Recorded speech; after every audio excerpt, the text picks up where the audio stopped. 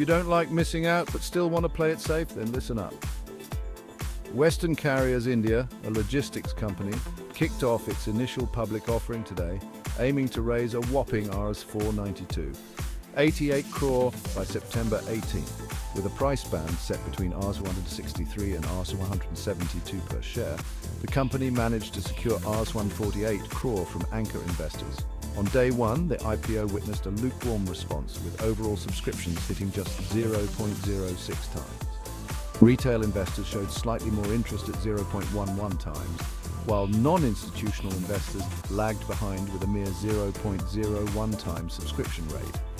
Interestingly, the grey market premium, or GMP, stood at zero, indicating a flat listing at the upper price band. This has left analysts divided. Some see potential in the company's growth prospects and reasonable valuation, while others advise caution due to financial challenges and slow growth. So should you invest? Experts recommend thorough research and a careful assessment of your risk tolerance before making any decisions. Stay tuned for more updates as this IPO unfolds. Happy investing!